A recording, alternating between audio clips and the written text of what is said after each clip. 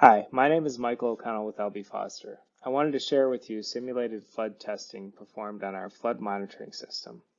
We placed a 5-foot inline flood pole inside a clear tube so you can watch the water levels rise during testing. What you'll see is that this pole is set up for flash flood, and so once the water eclipses the 0 point, the system will go into warning.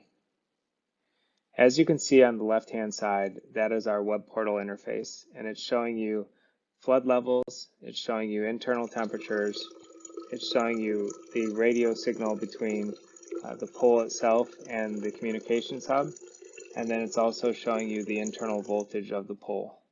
These poles are both wireless communication and battery powered.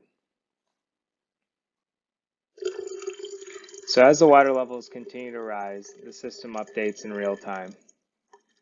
The system in this case has been set up for an variable alarm point at 10 inches. So as it eclipses the 10-inch mark, the system will go into alarm.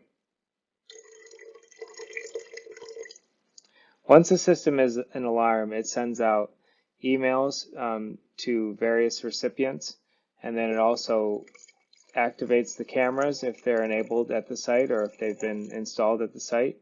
With this, you can drop in on a live view to see what's happening in the area so that you can take the necessary actions.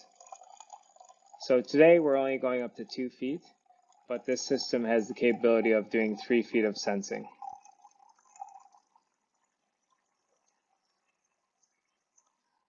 So once we get to 2 feet, we're going to drain the water out of the system. We've sped this up a little bit, but you can see that the system continues to update as the water drains out of the system. Once it gets past the alarm point, it'll clear out of the critical alarm and it'll go back into the warning state.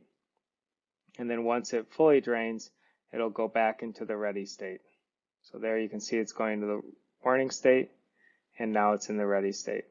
If you have any further questions, feel free to drop by our virtual booth